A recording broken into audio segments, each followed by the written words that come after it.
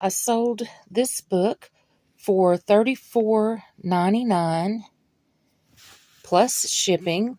It's 1945 printing, and it's a former library book that was free to me.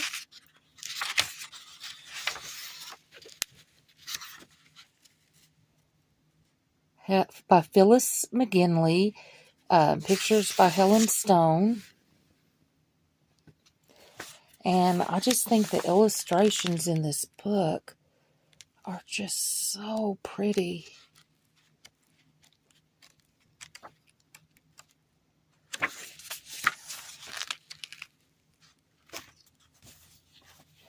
And as you can tell, this book has been well read. It's not a very thick book. I think it has 60-something pages, but it sold for $34.99 plus shipping. And before I place this book in the envelope, I wrote a little note that says, I will feature this book on my YouTube channel, The Thrift Tank. Thank you for your purchase, Mom's Book Nook. And I haven't been generally putting information about my eBay site on my YouTube videos, and I've thought, maybe I should, because some of my viewers might go and purchase something from me, but it seems to be kind of a debated issue. Some of the sellers on YouTube don't link their eBay, and some do. So if you guys have any insight on that, let me know. I think it's because I know some of the really well-known vloggers who do reselling, there's like jealousy of them, and people will find out what their eBay store is and go and order something and then want a refund or complain about it and cause them kind of sabotage their eBay store. Isn't that ridiculous? Some people just, why can't we just, as long as it's honestly done, why can't we just rejoice in the success of others and root them on? But anyway, you guys give me your insight on what you think about that.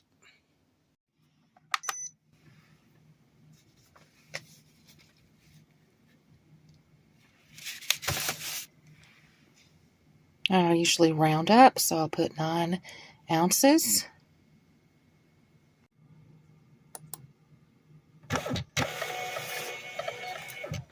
And it is going to Nampa, Idaho. And I think next year I'm going to get a map. I've had several people tell me how much they enjoy when I share where my package is being shipped. And so I thought for 2025, I'm going to get a map, at least of the United States. And every time we have something shipped to a new state, we will put a tack on the map or color it in and hope that we can fill the entire nation in 2025. So I thought that's something you guys might enjoy doing with me. So we'll get that taken care of starting next year. So I am just now leaving my house and I'm heading to run some errands. I'm heading to mail 4 things that I've sold on eBay, and I'm heading to mail a get well card to a friend. I've had a lifelong friend. Well, actually, her younger sister is my lifelong best friend other than Jesus and my husband and kids. And we grew up together and we're still in touch. And her older sister is a dear friend too. And they have both just been such an encouragement to me through the years. They have prayed for me, loved me, cared about my kids, given me gifts, and I feel like I've gotten the good end of the deal, that they've been much better friends to me than I have to them. I mean, when my kids get married or something, they send a gift. They're just lovely ladies, both of them, truly. But one of them, the sister to my lifelong best friend, which they're both some of my best friends, she had a nasty fall, I guess you could say, and sprained her ankle and pretty severely broke her wrist a few days ago, to the point that she had to have a plate and screws put in it. She had to have surgery. And the only good things that I can think about it is that, I'm glad she didn't break her hip or something when she fell, and I'm glad it's her left wrist. She's right-handed. So, but, I've had her on my mind, and so I got her a card together and put one of my husband's jokes that he said just for her, and then I wrote down. And anyway, getting that in the mail too as I go. And then, I've mentioned in several of my videos, we oversee a small church camp, and really mostly in the spring and the fall, kids are in school then, so it's not going to be utilized as much by churches except for maybe some weekends, for retreats or things.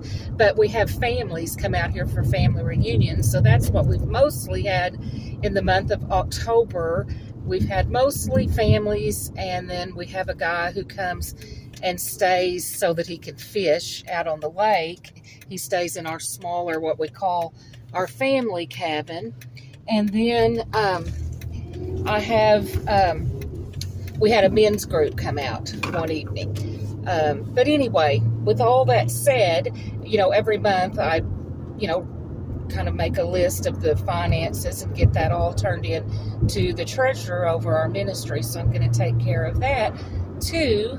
I may have to make a stop at Sonic too on the way. It just, for some reason, that sounds good.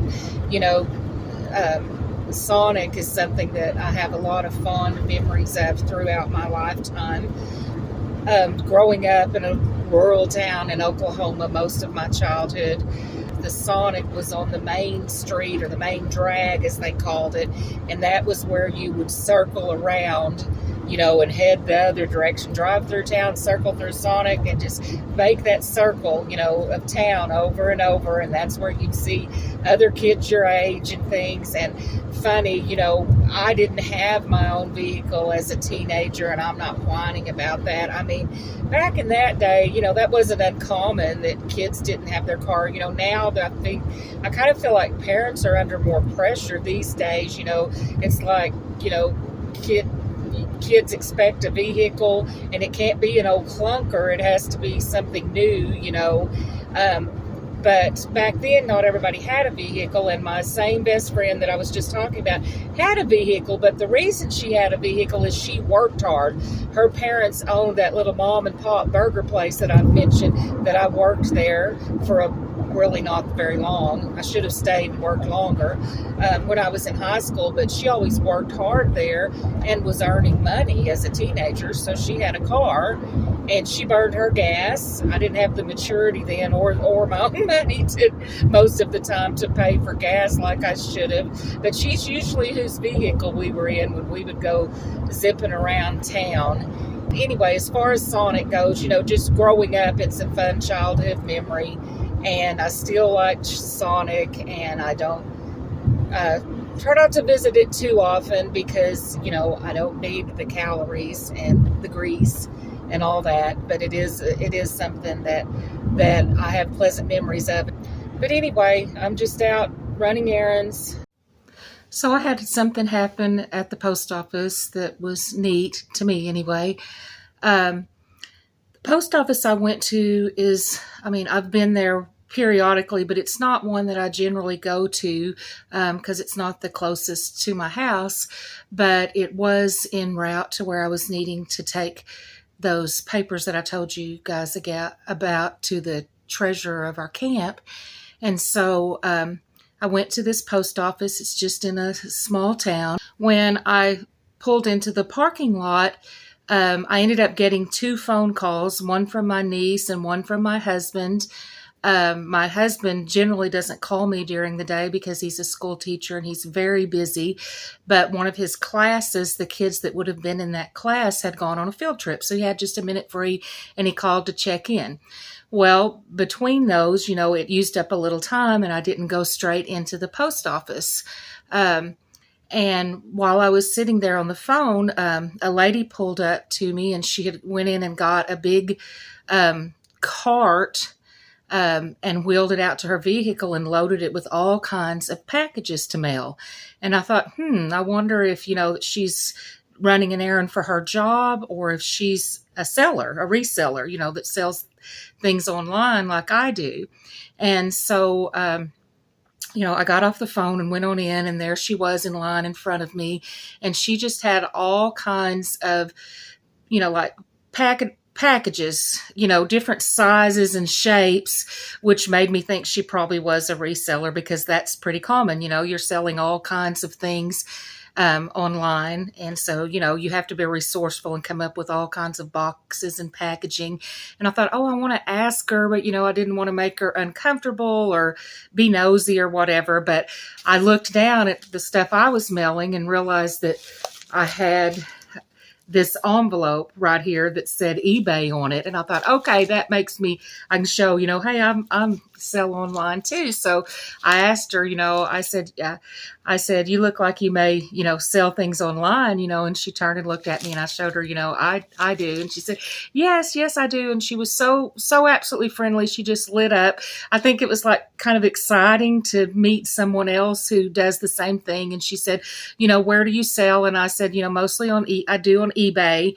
And she listed, she mentioned Poshmark and all kinds of things that she sells on, and asked me what I sell, and so we just chatted for a minute, and then of course, she was busy checking out, and then he was ready for me. And so I didn't want to hold things up. Someone had come in behind me, but, I said, yeah, I've started a YouTube channel about my reselling. And she said, oh, could I have your information? So we just got a pen off the counter there. And while the worker was working on checking my stuff in, I just real quickly, she handed me her receipt, and I jotted down, the Thrift Tank, my YouTube channel, and my eBay information. And I failed to get any information about her, but she was just so sweet and just had that joyousness about her. And I thought, I'm someone who believes in God's providence, the hand of providence. And so I'm really thankful that I got those phone calls that slowed me down, and I met her, and it was real exciting. And so, to my friend that I met at the post office, if you happen to be watching this video, you mentioned to me that you would like to start your own YouTube, but you knew it took a lot of time. I just wanted to encourage you that you were so sweet, and I think you would be really liked on YouTube. And yes, it is time consuming, especially when you first start and are trying to get it figured out. But it's like with most things, it gets easier and you get quicker. So I just wanted to tell you that it was a blessing to meet you, and I enjoyed it. But anyway, that's my story that to me was kind of a neat thing and exciting to me. All righty, guys. See ya. So I had one single Oscar Mayer jalapeno wiener left and a little bit of shredded chicken. So I grilled that up and then added some frozen broccoli and cauliflower and carrots, and then a little butter and salt and pepper. And then I had a packet of sweet and sour sauce and a packet of soy sauce. Both of those were from Panda Express, and I put those in there. So this is just kind of a makeshift, quick, thrown together stir fry for supper. And I think I'll add a little shredded cheese to the top of it. And the cheese is melting. And I just turned the burner off. So my husband's been over here working into the night, literally. And he called me and said, come look at his finished product. So you guys who saw the other video where he was starting on making a new bed, here it is.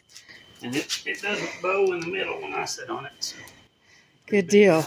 And so I think based on what you've done in the past, you're going to put plywood there, and then a mattress on it. And we've been needing or wanting another little twin bed in our family cabin. And while we're over here, I'll show this if the light will let me. Let me get down here and maybe it'll show better.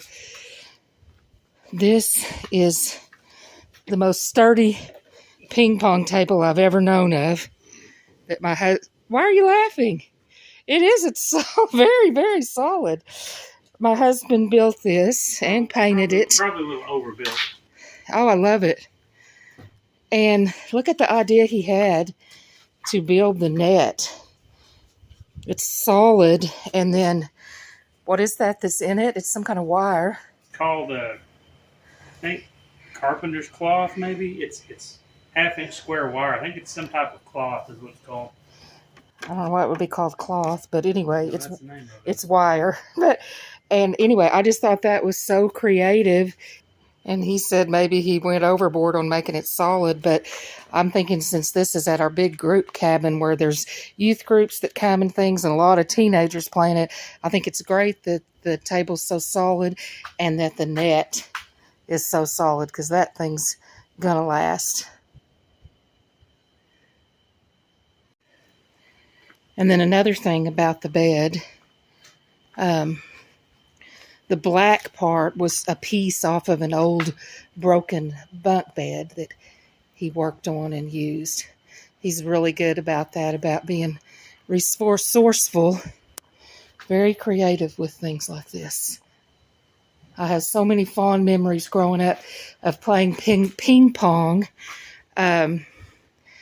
When I was a kid, my grandparents had a ping pong table in their basement, and whenever we had family gatherings, all us cousins and my siblings and my cousins and I would go down and play ping pong, and it was a lot of fun memories.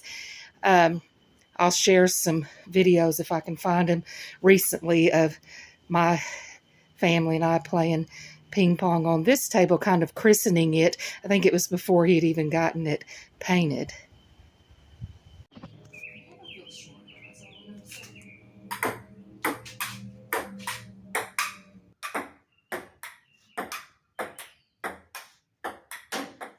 You got to spin on it now.